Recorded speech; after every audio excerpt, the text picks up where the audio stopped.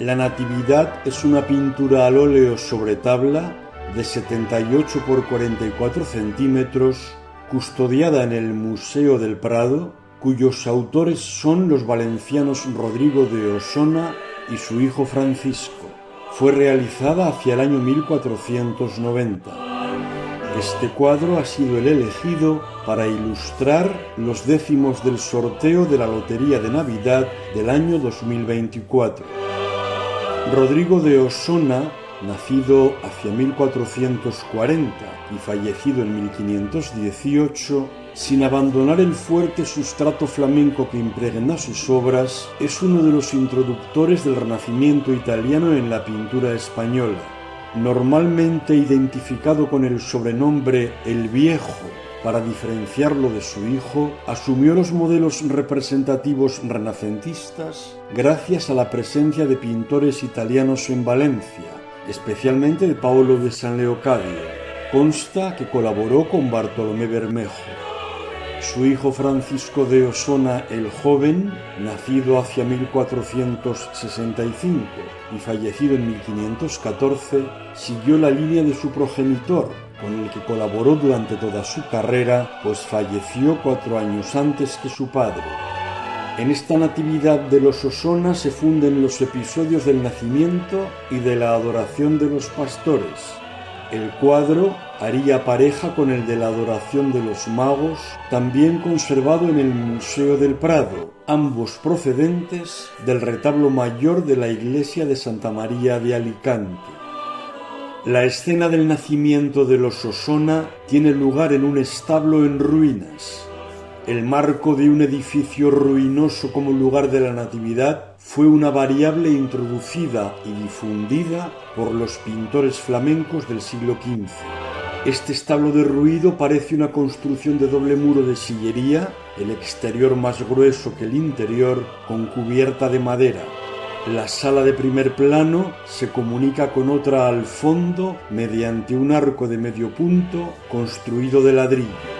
Con el estado arruinado del establo, además de significar la pobreza del entorno en el que vino Dios al mundo, se quiere mostrar la decadencia previa al nacimiento del Mesías, decadencia y ruina que el Dios hecho hombre vino a remediar. Se remarca con ello también que sobre las ruinas de la sinagoga, es decir, sobre el Antiguo Testamento, se erige la Iglesia, el Nuevo Testamento. En el paisaje se aprecian rocas, prados, árboles de diverso porte y un lago. La ciudad del fondo tiene el aspecto propio de las ciudades flamencas de la época y el celaje apunta a las influencias venecianas. El niño Jesús, de aspecto mayor al propio de un neonato, está en el centro, entre la Virgen y San José, recostado en un blanco paño colocado directamente sobre el suelo por uno de los 3 pequeños ángeles que integran la escena. Está completamente desnudo, con las piernas cruzadas mirando a su madre. Tiene el cabello rubio rizado y la piel blanca, con algunas zonas sonrosadas. De todo su cuerpo emanan rayos dorados, simbolizando que Dios es luz. La luz es un tema constante en el transcurso de la revelación bíblica. La Biblia comienza con la luz de la creación y termina con el esplendor de la luz de una nueva creación, de la salvación, de una nueva Jerusalén, la Jerusalén celestial. La luz es vida, conocimiento, sabiduría, verdad, bien, felicidad, libertad, salvación y presencia divina. En contraposición a la luz, la Sagrada Escritura enfrenta las tinieblas, siempre con significado negativo: muerte, desconocimiento, ignorancia, mentira, mal, desgracia, opresión, condenación y ausencia de Dios. La antítesis luz-tinieblas se desarrolló de forma especial y reveladora en los textos proféticos de Isaías, en el Evangelio de San Juan y en algunos pasajes de las cartas de San Pablo. En resumen, la luz se identifica siempre con Dios, ego sum lux mundi, la luz del mundo que indica el camino de la verdad que conduce a la vida eterna. Después del niño Jesús en grado de importancia, nos encontramos con la figura de su madre, la Virgen María. Está de rodillas en posición orante mirando al niño. Es la primera adoración que recibió Jesús nada más nacer. Se trata de una mujer de aspecto juvenil y dulce, de gran ternura, plasmada en una exteriorización psicológica que evoca el pasaje de San Lucas. María conservaba estas cosas y las meditaba en su corazón. Está vestida con túnica rojiza, aludiendo a la pasión, y manto blanco azulado indicando pureza de ampulosos pliegues acartonados de tradición flamenca. En la faz blanquecina de la Virgen se resaltan sonrosados pómulos, mentón y aún más intensos labios. Su cabello es largo y rubio, y en su cabeza, de la que irradian 6 haces triangulares de rayos dentro de un nimbo dorado, denotando su santidad, brilla una diadema de perlas. El modo de representar la figura de María en el contexto de la Natividad ha sido uno de los asuntos más complejos a los que ha tenido que enfrentarse la iconografía. El nacimiento supone el hecho físico del parto, que ha de preservar la virginidad perpetua de la Madre de Jesús, antes, en y después del trance, explicable sólo desde la óptica sobrenatural. Para Dios nada hay imposible. Sin embargo, fue empeño febril de bienintencionados y fantasiosos autores de los apócrifos, de rigurosos exegetas, de elevados teólogos, de arrebatados místicos, de sesudos tratadistas y de inspirados poetas, ofrecer rasgos de verosimilitud al misterio de la integridad virginal de María con el objeto de comprender y hacer comprender el parto virginal para su exaltación y la de su divino Hijo. En el afianzamiento definitivo de la doctrina de la virginidad de María, también en el momento del parto, jugaron un papel fundamental los evangelios apócrifos, afanados como estaban en hacer comprensibles a los más sencillos los misterios más insondables, relatando y dando por hecho portentos que servían para hacer salvar el honor de María. La Virgen arrodillada en la representación del nacimiento comienza a aparecer tras la divulgación de las meditaciones sobre la vida de Cristo escritas por un fraile franciscano en el siglo XIII. Pero fueron los escritos de Santa Brígida de Suecia los que por su aceptación y difusión sirvieron de base a la generalización de la representación de la Virgen de rodillas, como primera adoradora, explicándose así también el misterio de la virginidad de María, pues cuando fue a dar a luz, de su seno partió un rayo de luz divina que al tocar el suelo se convirtió en Dios hombre sin que la integridad de su madre se viera afectada en el momento del parto. Es decir, la Virgen dio a luz, no en sentido simbólico o metafórico, sino en sentido real. Santa Brígida pone en boca de la Virgen: de rodillas le di a luz con tanto gozo y alegría de mi alma que cuando salió de mi cuerpo no sentí molestia ni dolor alguno. Más adelante relata la monja sueca: la Virgen, con los cabellos tendidos por la espalda, hermosos como el oro, se arrodilló con gran reverencia y se puso a orar de espaldas al pesebre. Estando así la Virgen en oración, en un abrir y cerrar de ojos, dio a luz a su Hijo, del cual salía tan inefable luz y tanto esplendor que no podía compararse con el sol. La Virgen arrodillada o en otra posición impropia de una parturienta refleja la idea de que el parto se produjo sin dolor, como defiende el Pseudo Mateo, más en consonancia con la tradición griega frente a la humanización propia de la visión siriaca. La condición lumínica de Dios, Dios como luz, ha servido para explicar la virginidad de María.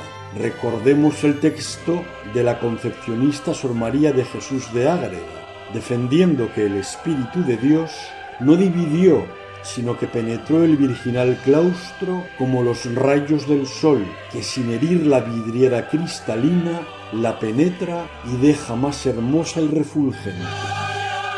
Al otro lado del niño Jesús, también en posición adoradora de recogimiento, está San José.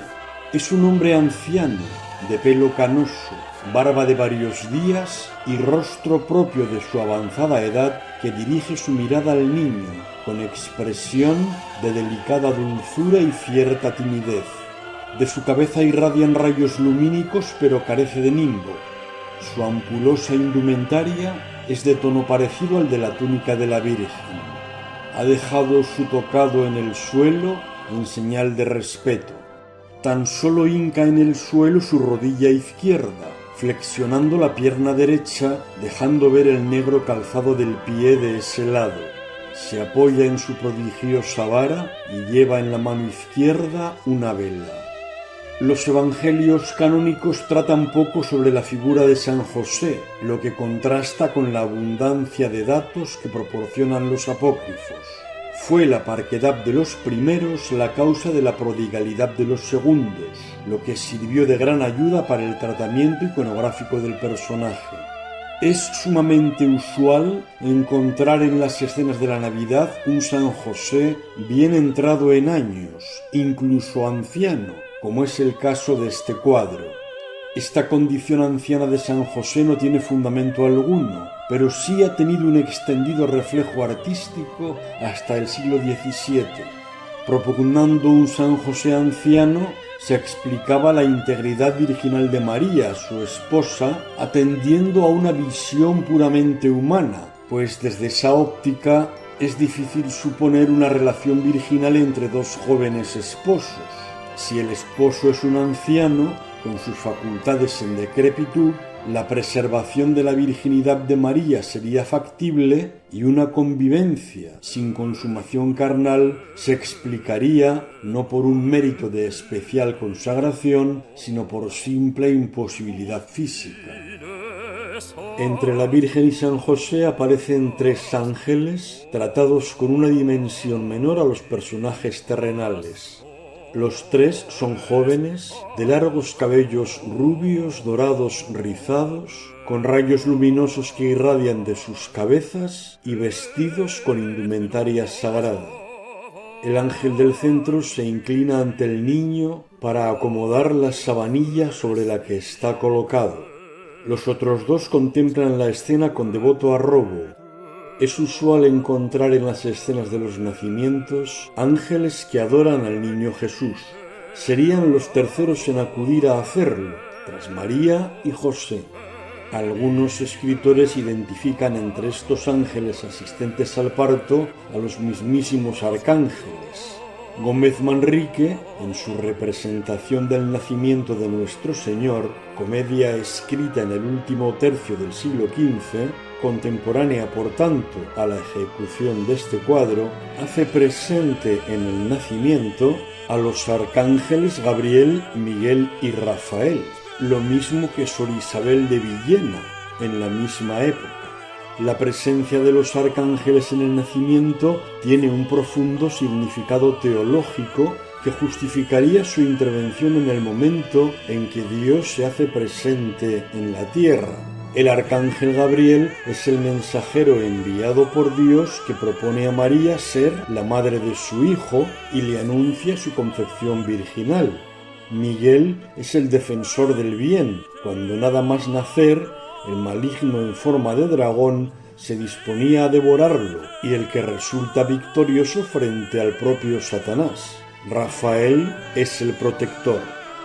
Tiempo después, el dominico Fray Luis de Granada, en su vida de Jesucristo, interpreta la adoración de los ángeles como un ejemplo a seguir por los hombres, pues si aquellos no tenían ninguna necesidad de agradecer redención alguna y de tal forma lo adoraron, más aún tienen que hacer los hombres beneficiarios de la salvación. Detrás de la Virgen, a la derecha del cuadro, un castaño buey encordado y un asno tordo están paciendo en un ruinoso pesebre construido en ladrillo. La presencia del buey y la mula o el asno ha sido una constante en las representaciones del nacimiento desde los inicios de su plasmación iconográfica. Ninguna referencia se hace a estos animales en los evangelios canónicos, pero sí en algunos apócrifos, que se hacen eco de los escritos de los profetas Isaías y Habacuc. María depositó al niño en el pesebre y el buey y el asno lo adoraron. Entonces se cumplió lo que había anunciado el profeta Isaías. Conoce el buey a su dueño y el asno el pesebre de su amo, pero Israel no entiende, mi pueblo no tiene conocimiento. Entonces se cumplió lo que se dijo por boca del profeta Habacuc: te manifestarás entre dos animales. La referencia que hace Isaías a estos animales es más que una profecía sobre su presencia en el momento del nacimiento, una comparación parabólica para expresar que el pueblo de Israel fue más ingrato y menos dócil que los animales más tercos.